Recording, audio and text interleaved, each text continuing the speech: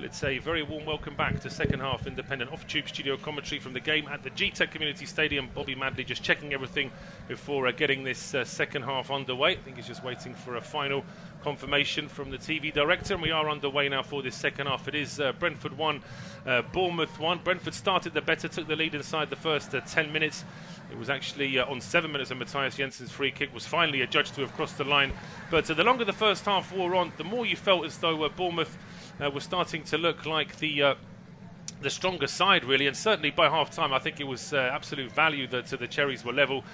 So we'll see whether or not it carries on, or whether or not Brentford can actually exert a bit more of that home advantage. But it's myself, Paul Szczerbakowicz, and John Hogan taking you through the action. I say both managers, I think, John, would have had plenty to say to their players at half-time. Yeah, for a start, you'd have introduced Ben Mee and Ethan Pinnock to each other, and said you need some kind of relationship. Maybe a big, long, elastic band to tie them together. But centre-backs are a partnership, and they didn't play like that, and that was an easy goal. So. They need a bit more go forward. Just as I say that, there's a mistake inside the Bournemouth penalty area. A great chance in now for Brentford. They're queuing up inside the box, and it's a terrible miss from Bryan Mbeumo. That's got to be 2-1 to Brentford. It was a terrible mistake from Bournemouth to start with. I think it was Zabani who just gave it away at the edge of his own box. It was a long lofted ball over the top. No chance of an offside, and Zabani just effectively stabs it straight through towards the Brentford man. It's played across the edge of the 6-yard box. It's Mbeumo's there, and for some reason, after that ball from Rico Henry, Mbeumo has missed from about 7 yards. It's the curse of football focus. Like I said, as soon as anybody's under the spotlight, the form tends to go down. How did he miss? It's a left foot strike. He's trying to curl it in. Ball starts way too wide. He didn't even have to hit it as hard as he did.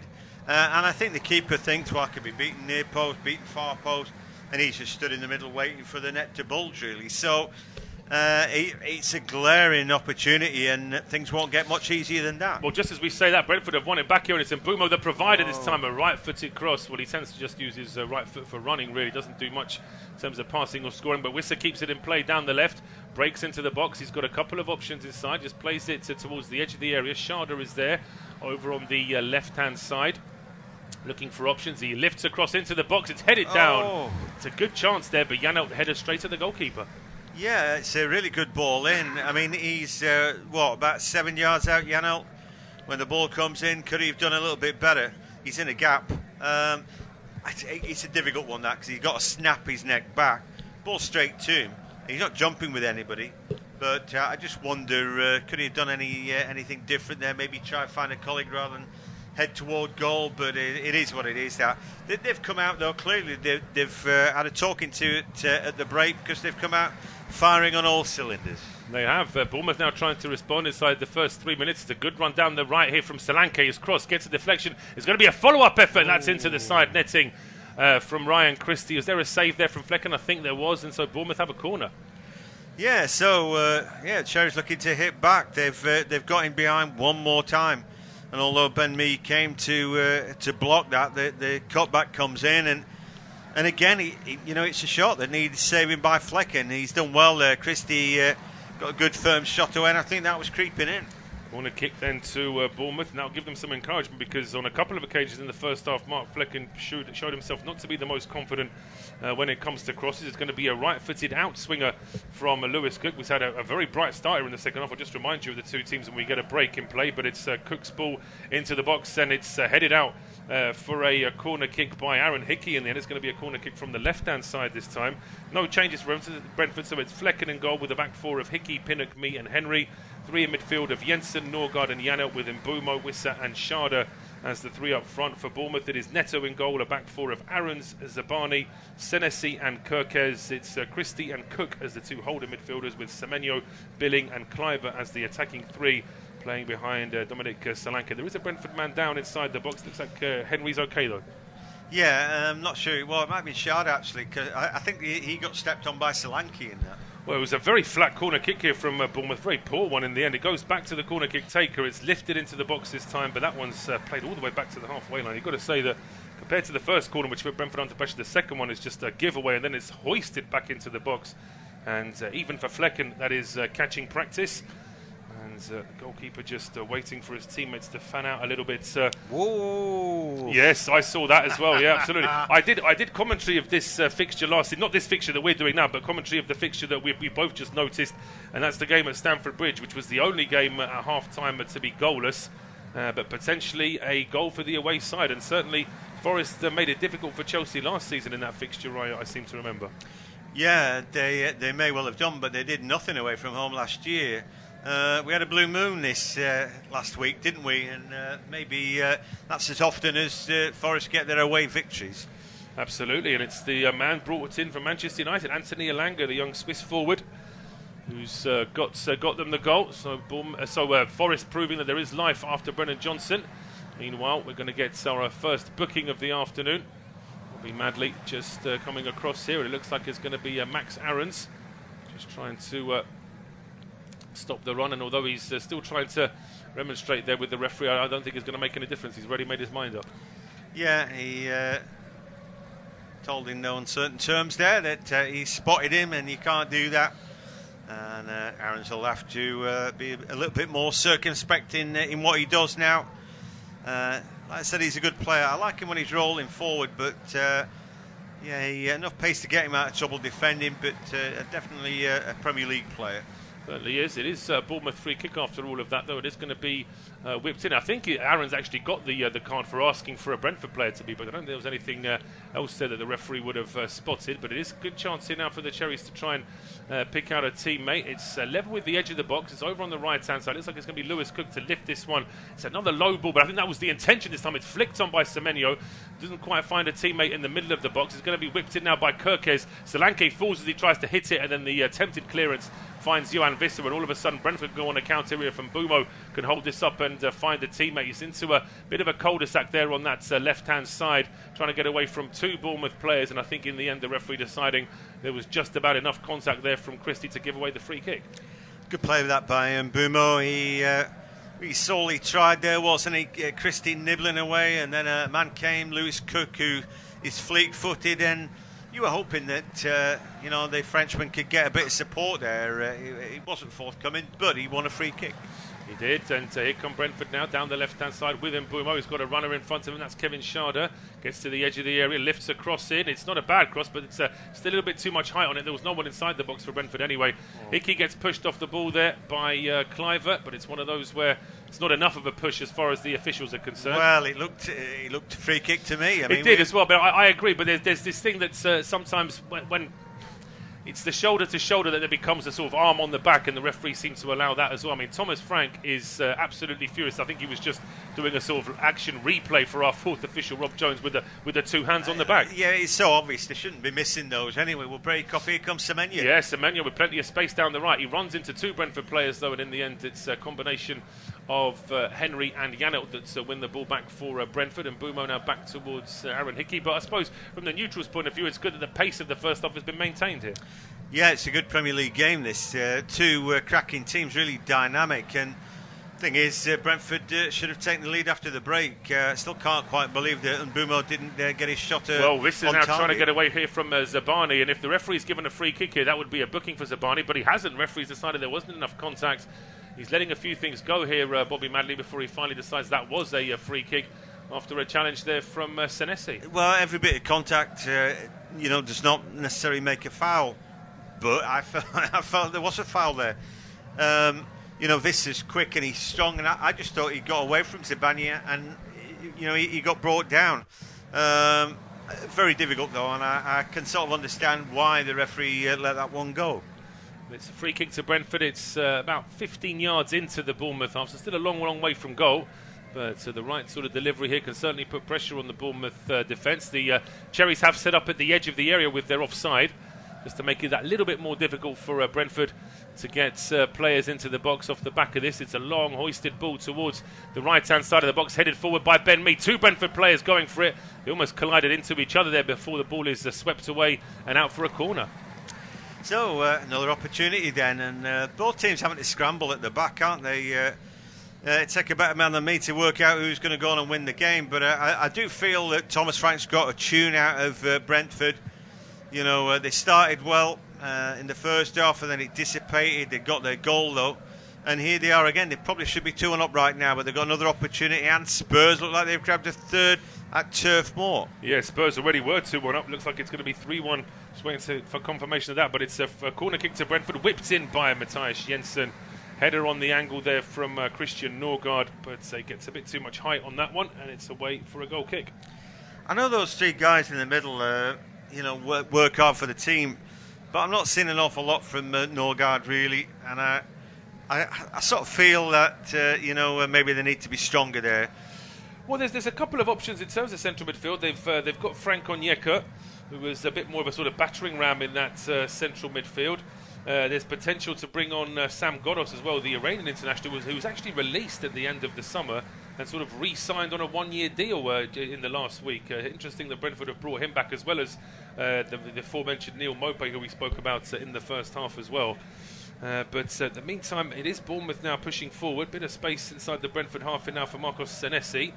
Spots Ryan Christie back over towards Lewis Cook.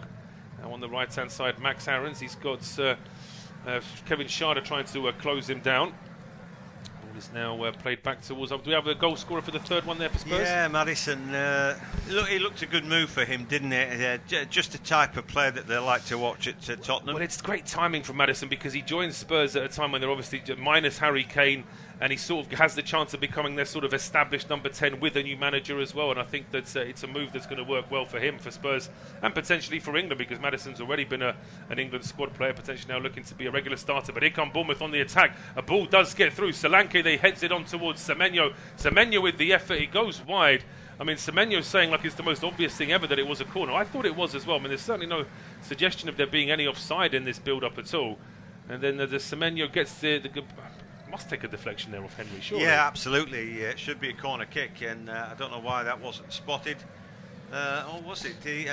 I think at one point he sort of toe-ended the ball away from his left foot shot, didn't he? So maybe that's what dragged it wide, but it looked suspiciously like it was deflected out. It did look, certainly, yes. Just to remind you of the scores in the Premier League, it is 1-1 here between Brentford and Bournemouth. It's Burnley 1, Tottenham 3, Chelsea 0, Nottingham Forest 1, Manchester City 2, Fulham 1.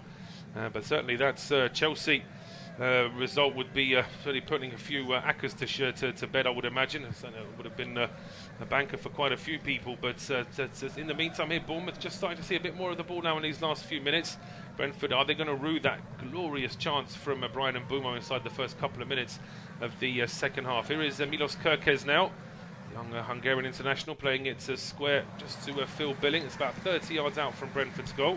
Over towards Marcos Senesi.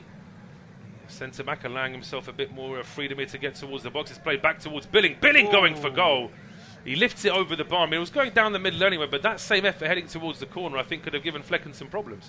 Yeah, he just couldn't keep the shot down. Could he hit it hard? And I think maybe Flekken had got it covered to tip it over. We'll never know. It's sort of going with his wrong arm, isn't he, there, Flekken, actually? But it was a good hit, that. Not far away. Yeah, but as you say, there's just a few question marks over Flekken in terms of his positioning, in terms of his decision making, and there in terms of his technique. It did seem like he did seem as though he was going for the ball there with his wrong hand. But now Rico Henry going through the gears. He gets a ball from Wissa, and he's going through down the left, finding Wissa. Wissa dropping a shoulder, going for goal, and it's has that hit the post and gone wide? I don't think the keeper's made a save after all of that as Neto. But Brentford again with another great opportunity, and this time it was Henry and Wissa. Well, Vissa's ball to Henry is superb, but you know what? Henry's ball back is even better. Go on, kid, fill your boots. You know, it's a good touch to get it onto his left foot strike, and Neto is beating all ends up. But the ball comes rebounding, pinging back off the woodwork. They're very unlucky there, Brentford, that they haven't taken the lead. Yeah, I mean, Mbeumo's effort was a glorious shot missed. That was just unlucky from Wissa. Dropped his shoulder to get himself into a bit more of a position. And in the meantime, we are seeing a Bournemouth substitution being prepared. It's going to be the young Welsh international David Brooks. He'll be coming on for Bournemouth momentarily. He had a bit of a run-in with Brentford fans back in the Championship days. There was a bit of an ill-tempered second leg semi-final between Brentford and Bournemouth, where Asmir Begovic almost got into a fight with Ivan Toney. Brooks had a bit of to do with some of the Brentford fans as well. But he comes on here for Antoine Semenyo, and it's great to see David Brooks, of course, having gone through his health issues as well. It's fantastic to see that he's back on the field as well. Yeah, seem to remember him. I think he might have started the season, Brooks, but he's on now anyway. And just going over to Christie, getting a word to him.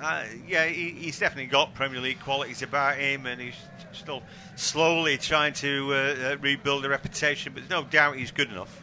Certainly is, and good to see that the new manager is giving him some time as well. So he's slowly getting some more action in the first team. But bang on 1 hour here, 60 minutes gone. It is Brentford 1, Bournemouth 1. He's in possession here with Ben Mee, heading back towards goalkeeper Mark Flekken. Wants to play a long ball, but Bournemouth, as they are, trying to keep a high offside line here as well. Making that a little bit more difficult for Brentford to hit them with a long ball. Doesn't stop Ben Mee from trying, though, trying to pick out Wissa down the left-hand side. Played out quickly here by Ilya Zabani. And it is going to be out for a Brentford throw down the left-hand side. Tyus Jensen just trotting across to take this one. But, considering that it's still quite a long way, it's not level with the edge of the area, it's level with about what would be like the 25-yard line from the goal maybe. Doesn't stop Jensen trying to take a bit of a run up here. May just be a bit of deception. He's going to take a short throw here to Shada. No, he's actually taking a bit of a run up now. So Tommy Ass will be watching this thinking, well, I would have been booked for this by now. But say it's just that lack of consistency really when it comes to the time management. Here comes a long throw though from Jensen. It's headed on by Ethan Pinnock before it's quickly cleared by Phil Billing up towards the halfway line. I wonder if Stoke would have gone back in the day when everybody had a towel and and it was like a set piece, a minute for every throw. Absolutely, yeah. And so, of course, Rory Delap being the founding father of that long throw at Stoke. And it was nice to see, I think it was Ryan Shotton became his understudy, didn't he? He suddenly became a bit of an expert on the long throw as well. But in actual fact, there are a couple of throwing coaches now across football, if you can believe that. There are a couple of coaches that specialise just in teaching their players how to get the most out of a throw-on. Why not? You certainly get loads of them in a game, so it makes sense to have a specific tactic here. But Mbeumo clatters into his man. I mean, he's saying that there was no intent in that, but the linesman was flagging immediately that that was a foul from the Cameroon international. So we'll just wait and see as to how serious the damage was here. And Mbeumo's saying that all he was doing was turning, trying to get away, but it certainly seems like the Bournemouth man felt quite a lot of that. I think accidental collision. Like I said, all contact is not fouls. It is what it is.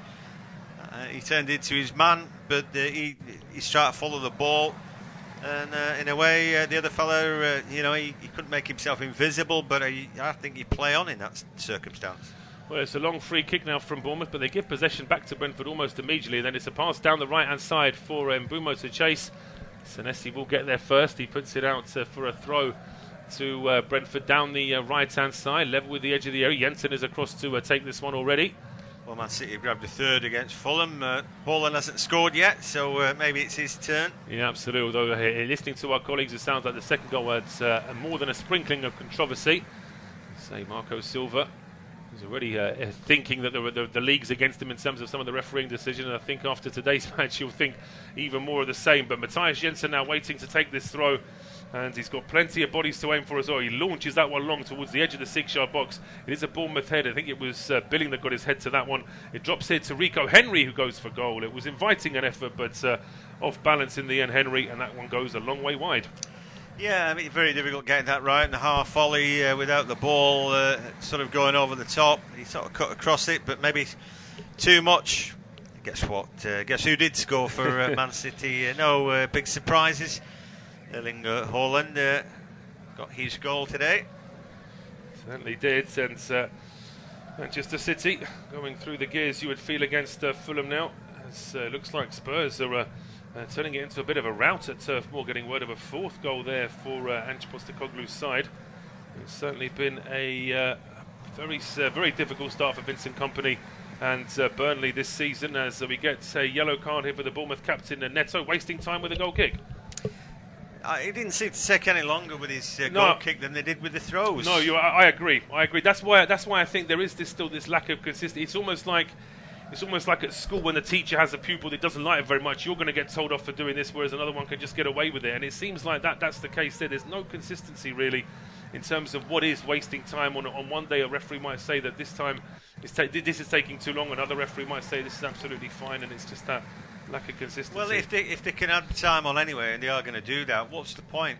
You know, unless somebody's throwing the ball away, something like that. But he didn't do that. Ironically, of course, by booking the keeper, you're taking up even more time, and that has to be added on at the end of the game as well. Well, it doesn't make any sense, does it? They can always add the time on.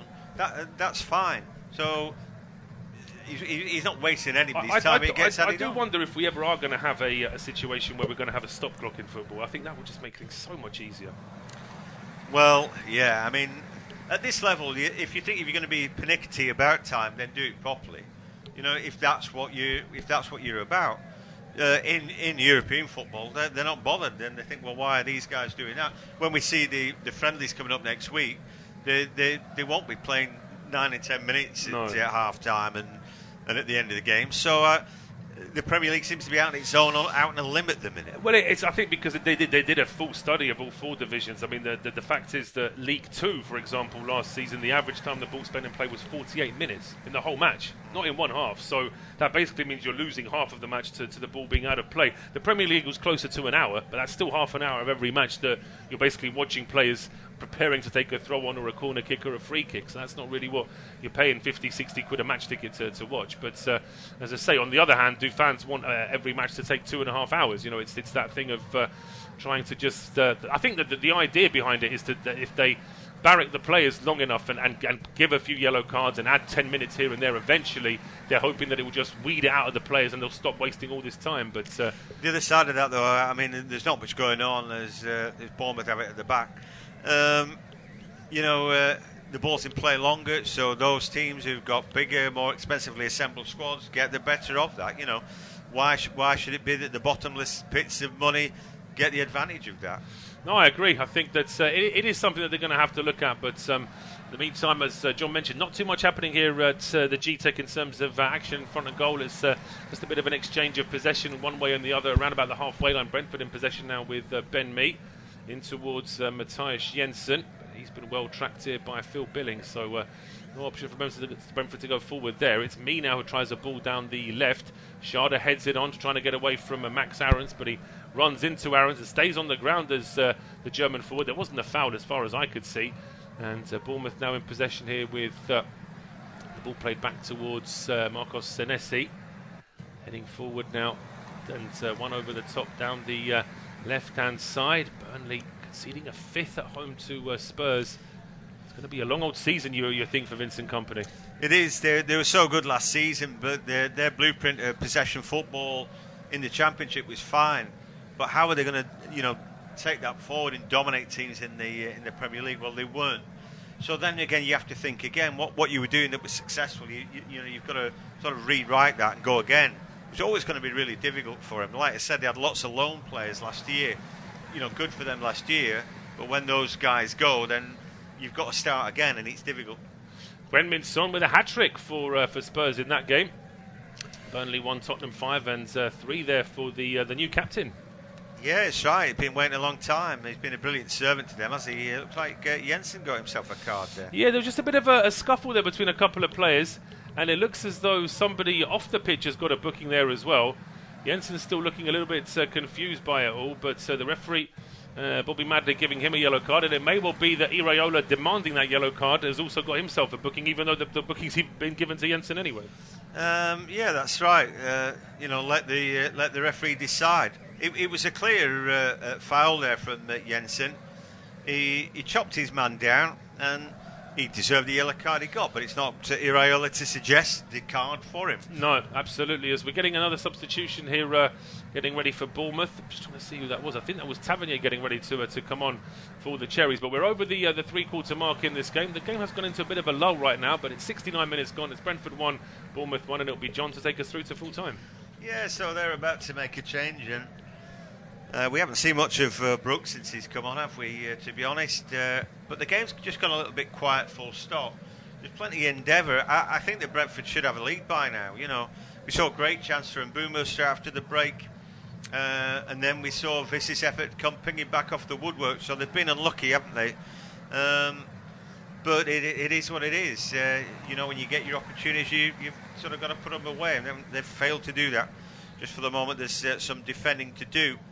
Like I said, we haven't seen too much of him. Kluivert had gone a little bit quiet, but he was trying to find the ball there. And then Kukez and Kluivert can't seem to get it going together. Anyway, the ball broke kindly for the Bees, who've got a goal kick, and we're about to see the board go up. And changes all round. It's a double change for Brentford with Onyeka and Lewis-Potter getting ready to come on. Meanwhile, for Bournemouth, it's going to be Marcus Tavernier replacing Justin Kluivert. He'd gone quiet, hadn't he? Too quiet. He'd actually played a little bit better than I was expecting first half, Kluivert. I said I didn't really fancy him too much, but I thought he played quite well in bits and pieces, and then he's gone quiet. That can happen. Janelt's gone off, and I feel that he got that brief to support attacks and all that, but he'd gone quiet in the same way Norgard had gone quiet in the middle of the park. Anyway, I like Onyeka. Shada's come off as well. I thought his pace was getting him into good position. Equally, though, he's gone a little bit quiet, and he got stood on by Solanke, I think it was. So maybe he's feeling a bit of a knock. Yeah, I think that's it. And I think with Lewis-Potter, he's a player who joined last season from Hull, and he was, I think, expecting to have a little bit more game time than what he has done. I still can't quite work out what Nathan Jones is doing at the Gtech this afternoon, and he seems to be spending the entire afternoon talking to Neil Maupay. Yeah, so shooting the breeze and having a bit of a chat. So just to confirm, Kluivert off, Tavernier on. The ball goes back to Neto, launches it long. Solanke will fight for it. Pinnock gets a good foot in there. It's a good challenge, that.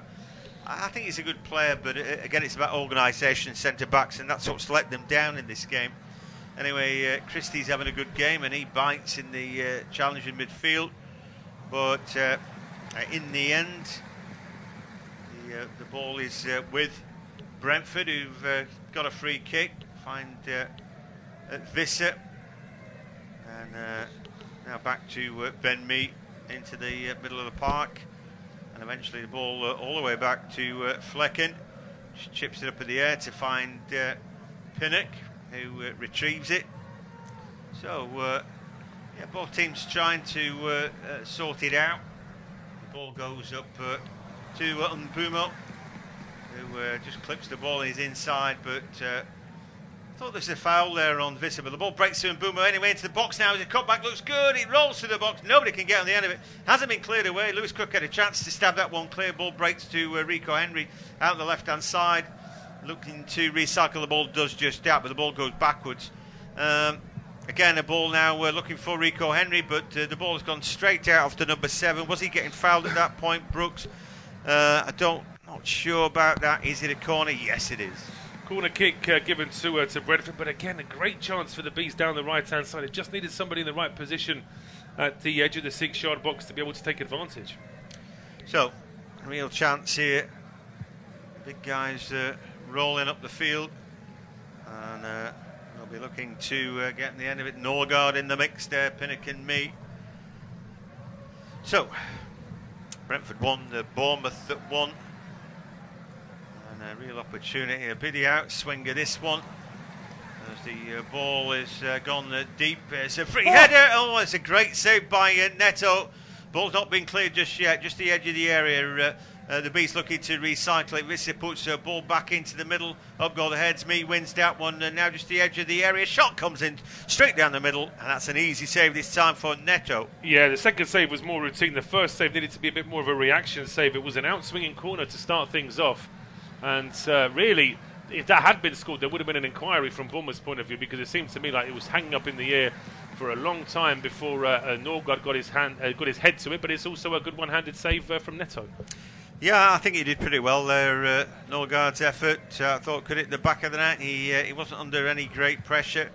Some good defending there as the ball is just nodded back to Flekken. I think he might have hurt himself there. He trudges off, but Pinnock had come to help him out. Flekken, not a great throw out that. Comes off the head of Billing. Mind you, it's hard to throw it over him. And then the ball won back in the middle of the park by Jensen. And again, just the Bees having the better of this second half as they break over the halfway line.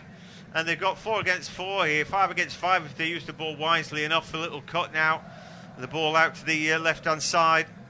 And now a little overlap. They're into the box. A shot comes in from Wissa. That's blocked away at source. Maybe should have done better with the opportunity. They got round the back there, and the cutback wasn't quite good enough. Well, again, it's that final pass that's missing from Brentford, or potentially the final positioning. But here they come again now with Wissa.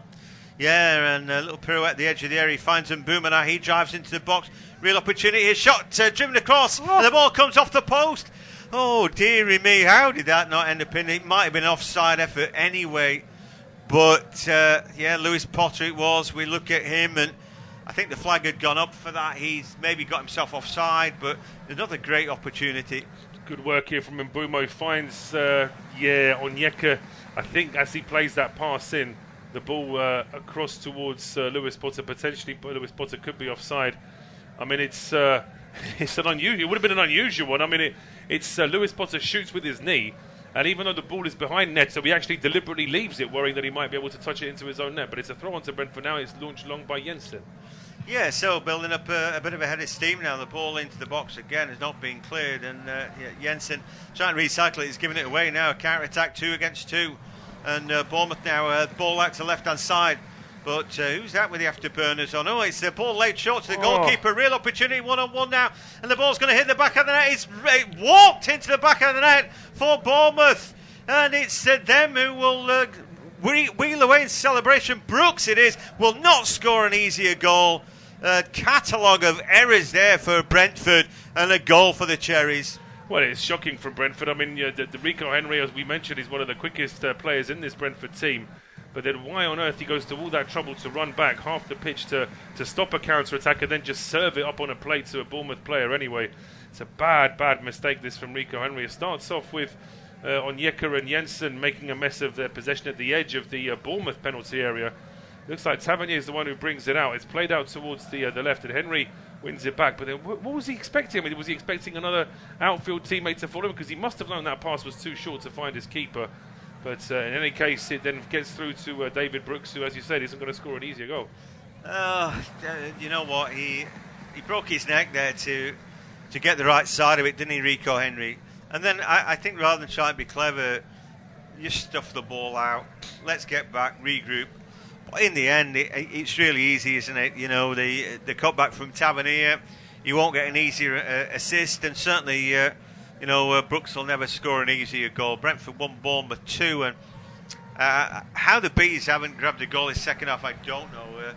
Creating gilt-edged opportunities, they've just not taken them, and it's the obvious sucker punch. Well, they've had 2 really good chances. They've had another 3 or 4 close chances, and another 2 or 3 half chances. In the meantime, Bournemouth had a couple of corner kicks and an effort that went just wide. But say, if you don't take your chances in the Premier League, you will get punished. Exactly that. Certainly Mbeumo will be dreaming about the one that he missed, and then this will be thinking, well, quite how did that ball not go in? Pinged back off the post. Anyway, Brentford 1, Bournemouth 2. It's a very unforgiving league, this one. You make a mistake and you do get punished. Like I said, for Brooks, just invitation. We'd have all scored that goal, wouldn't we? And just put on a plate, and nothing that Mark Flekken could do. The Dutchman just looking on in horror as the back pass to him sold him so short. It just left him in no man's land. I wonder there. I always think that a situation like that, I always say this: let the defender defend. Now, if Flecken's sort of halfway out and keeps changing the position, it's like Rico Henry's thinking, well, how much do I have to put on the ball to get back to the goalkeeper? If he's coming out and going back, it makes it a bit more difficult. Even then, he's left it that way short. It's just a terrible effort, really. Yeah, he's miscued that. But this is interesting. Brentford are preparing a double change, but it's 2 defenders getting ready to come on in, Nathan Collins and Christopher Ayer. Both very good players. I think Thomas Frank he's suggesting he's very unhappy with the way that they've defended today, and that would be understandable. But for me, the biggest mistake really was Rico Henry just not putting the ball out here. Wissa gets the better of his man, and then he's dead unlucky. He can't bring the ball under his spell. He'd beaten the Ukrainian there, and then the ball just got caught in his feet. But I think he's played quite well this second half. Anyway, we're waiting for that double change. Who's it going to be? Is Thomas Frank, leaving us in no uncertain terms that he's disappointed with his two centre-backs today? And are they the ones who are going to get changed out? Well, it seems like a strange one when you're 2-1 down at home to Bournemouth with 10 minutes to go plus injury time, and to have, two. It does look as though we're going to get 3 changes here as well. It looks like there was a third player being prepared there as well. So maybe they're going to back 3. I don't know. It's a weird one, really. Anyway, ball back at the feet of Mark Flekken. As Pinnock now picks it up. Sun shining at the Gtech, but been a sort of uncomfortable watch, really. It's a case of what might have been so far. As Mbeumo gets caught in possession of the ball, and he very nearly coughs it up again. Here come Bournemouth again, coming on strong. They've got loads of players at the edge of the area. Billing lays it out. Shot comes in. It's driven just wide by Brooks. Oh, that could easily have been game, set, match right there. That was Ben Mead running into trouble. That was Ben Mead running into trouble, but it's Brentford in general who are in trouble now. And David Brooks, to say, maybe he has got a point to prove for that playoff game 3 years ago, but 2 years ago, I should say. But in any case, it was a strike that goes wide. Brentford now making that change. It's Matthias Jensen and Ben Mee going off. So one defender and one central midfielder being replaced by 2 centre-backs. I can only assume, is that potentially going to allow either Henry or Hickey to play in midfield? I guess so. Hickey's going off. It's a triple change, yes. So it's Collins, Ayer and Olakby who are coming on now. Olakby, I should say. The 19-year-old. He's actually a Fulham youth product who's been snapped up here by Brentford. It's been a strange second half for Brentford. They've had the better chances, but credit to Bournemouth. They've stuck at it. They've not made it easy for Brentford, and they've taken their chance when they've had it. Yeah, exactly that. So Iraola's team looking stronger. As, again, they're all across the back. Ayer is just there on hand to defuse the trouble, but now Rico Henry running, of course, back again to Flekken. At least he gets the ball to him this time. Very impressive Ipswich at Portman Road today with 2 goals down, and now they're winning 3-2. They had a good start to the season before losing last week to a rejuvenated Leeds, who can't seem to get past Sheffield Wednesday today. But it's up to Brentford now to get back into this game. And Mbeumo now just the edge of the box, rolls the ball in. Maybe an opportunity for, is that Collins up top trying to roll in there? Ball comes in, headed back away, just the edge of the box now. And again, I don't quite know what Brentford are doing right now, but here they are again at the byline as the cutback comes in. The ball stabbed towards goal, but it's a weak effort. That is it. Ayer there. It is Ayer. Dabbing his foot in. Would have been an inspired substitution, bringing on a centre back who can play right back, and he scores a goal for you inside the first minute. But it's not to be. Doesn't really get enough power behind it. It's almost like he's changing the direction of the cross without really getting any power on it at all. Yeah, I mean he just hangs a leg at that left leg, and on another day it sort of scrapes in. Somebody down there, I think it might be Cookers, claiming that he. Never happens to a losing team, does it? No, it tends not to. But I mean, he might be cramped up. That might be legitimate and all that. I'm sure he's worked hard today. I mean, this is it, and I don't really care whether he is or not because at the time. Yeah, absolutely. Yeah, we were the first game to start in the second half, but I think that judging by how much time we've had it, potentially we are going to have a bit more time added on to this second half, as we can see Andoni Iraola just beckoning another one of his substitutes to get ready to go on. Yeah, he was a pretty good fullback, wasn't he, at Bilbao, as I seem to remember. And like we said, he's been around a little bit as well. Has seen football across the world, Iraola, not just in Spain. So. But anyway, we'll break off because here come Brentford now down left-hand side. They've got bodies in the box. Can they find them? Shot comes in, and that one has been deflected. Olakby then a little bit selfish there, I thought, looking to cut in and get his shot away rather than look for colleagues, and the box was loaded full of Brentford players. The odds were against him really getting a clean shot away there and actually testing the goalkeeper, but he'll take this consolation prize of his side still having some possession. Yeah, so... hope springs eternal. They might have grabbed a goal this second half, and then in horror they've watched the Bournemouth go and take the lead, but they can still get it back. Ball into the box. The half volley is cleared away. It wasn't a good ball in necessarily, and now it's back with Flekken. I think we might see a real rearguard action now from the Cherries, who will just look to defend what they've got. A little flick on to the edge of the box now, and the cross comes in from the left-hand side for Bournemouth. He's headed back in. Wissa shoving the back there. Billing is in behind the attacker, but it looked a bit soft to me. And again, a real battle up top, as Bournemouth have still got this counter-attack, and you still got to be careful with them. Tavernier there putting himself about, but the ball breaks back, and now through the legs almost of fire back to Mbeumo at the right-hand side, and now he drops a shoulder, scampering towards goal. A little flick in there, but the ball is cleared away.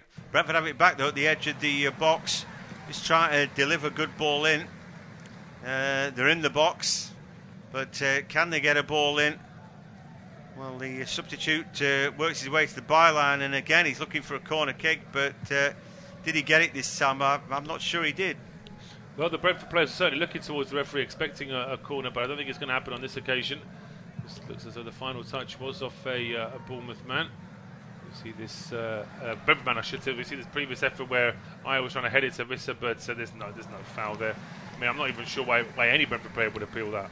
No, it was a dive by Wissa, and nowadays with the cameras, they're really going to get away with that. He was hoping that Billing in behind him did something, but anyway, Christie's going off. He'd be a strong candidate man of the match today. I think he played pretty well. He's been a driving force in that midfield. So off he goes, and it looks like Chris Mepham comes in, which tells you all you need to know about how they feel about this last few minutes of the game. They're looking to defend it, aren't they? They are indeed, yes. Former Brentford man Chris Mepham coming on for a short appearance here in these last 3 minutes plus injury time to be played at the Gtech. So I'll be looking forward to Brighton Newcastle after this, but there might be a sting in this tail. Yeah, I expect goals there, but I'm not sure we finished with the scoring at the Gtech just yet. As again, Brentford looking to make some ground, but the ball's won well there. I think Szczerbakowicz and Senetsi look at a decent partnership. They're not world beaters, but they do play as a partnership, and they play close together. I think the way they organise themselves has certainly been better than we've seen from Brentford today. Oh, absolutely. I think overall, considering as the Bournemouth are the away side, and so of course they're leading in the game now, they didn't start particularly well.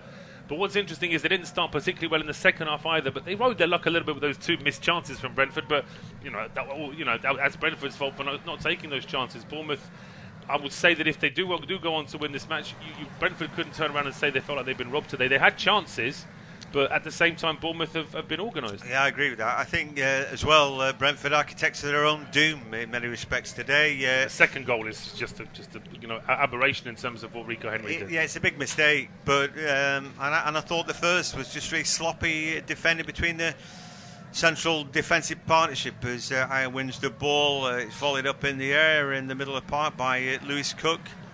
And then Mepham comes across his first intervention, finds Cook in the middle of the park now. Aarons, who happy just to play it down the line, just trying to win a little bit of time. Not much time left. It was out of the 3 o'clocks, the one that started the earliest after the break, and there's only about a minute left of regulation play. You never know what's going to be put on the board these days. Brentford 1, Bournemouth 2, but some defending to do now for the Bees. As Brook tries to make ground down the right hand side, it didn't work out for him. The ball goes all the way back then through the centre backs. Collins then, and now Aya, who gallops toward the halfway line and launches a long ball over the top.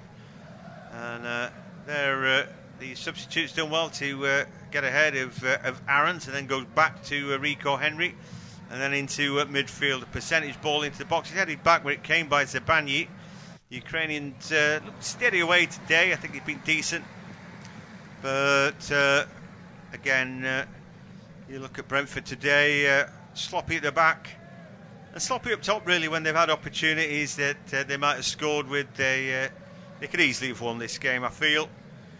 As Ayer again finds Mbeumo, percentage ball into the box, that's headed away, but it will break kindly for Brooks, who under no great pressure from Rico Henry just launches it. No, it didn't launch it far though, and again the ball keeps coming back as we hit 90 minutes. Haven't seen the board.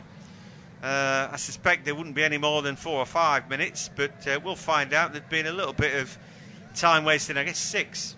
I think that's fair enough. Ball into the box, finds a head, but in the end, Lewis-Potter's effort is pretty tame. It is tame in the end. It's been the case with a lot of Brentford efforts this afternoon. Seems like we're going to be averaging out around probably 10 minutes of added time per game, as is going to be the case here. But we have had a few stoppages, substitutions. A goal was scored as well. So I suppose anything under 5 minutes, we'll probably be questioning that as well. Yeah, exactly that. So it's about par for the course, really. There's been nothing terrible, no great injuries or anything like that.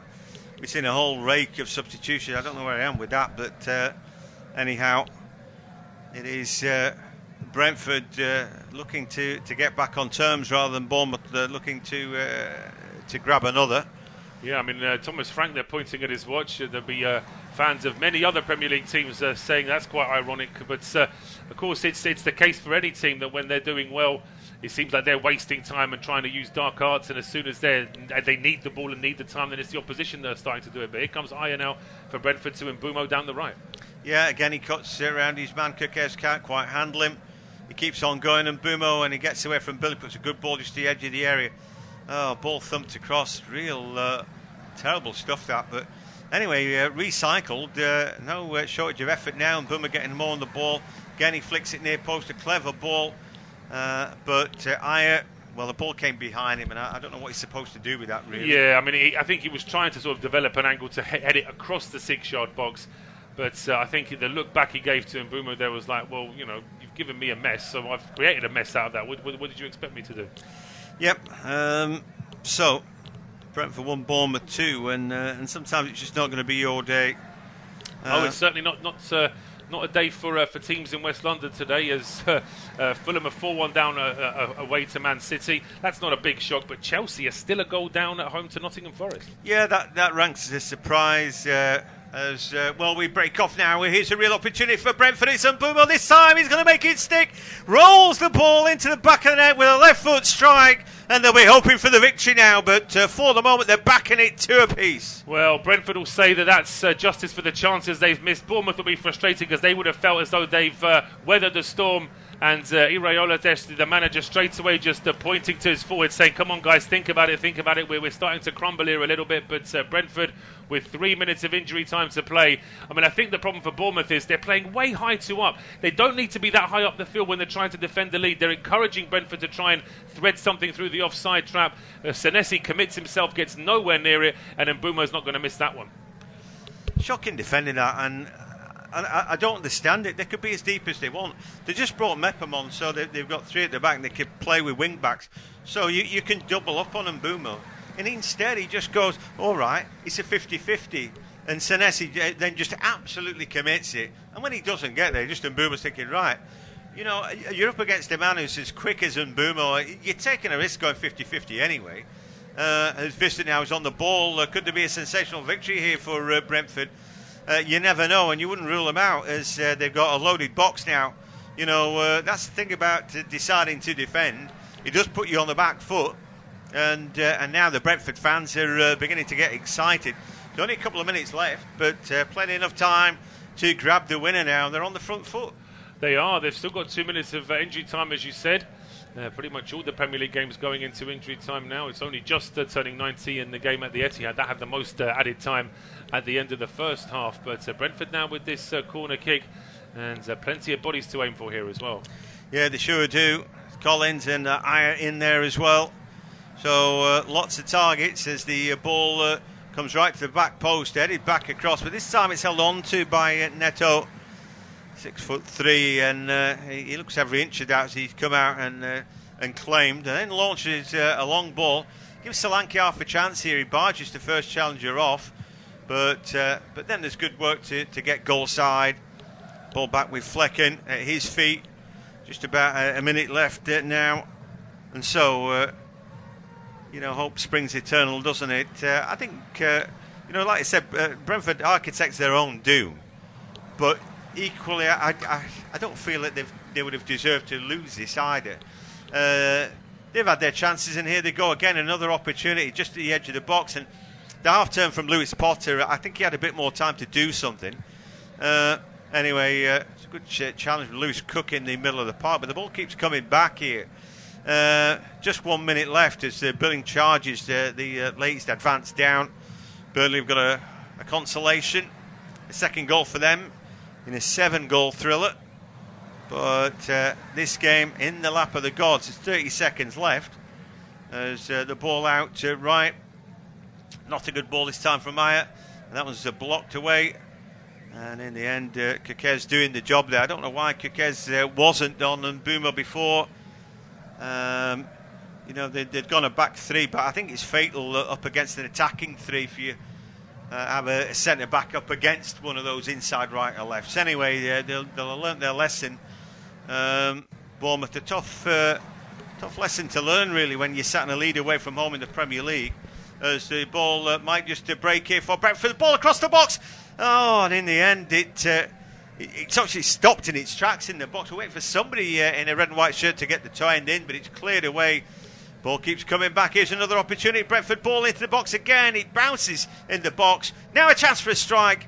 And Mbeumo just leaning back, and he can't get hold of that. In fact, it was on Onyeka. I'm not quite sure. Onyeka swiped to that one a little bit. I mean, there may have been a chance for him to try and pick out a teammate there as well, but in that sort of situation, I think he's always more likely to put his foot through it and shoot. It does look to me as though the referee is, because he called time there, he has called time. It is all over then at the Gtech. Brentford 2, Bournemouth 2. It's been an exciting game. For myself, Paul Szczerbakowicz and John Hogan, thank you very much, and do join us again soon.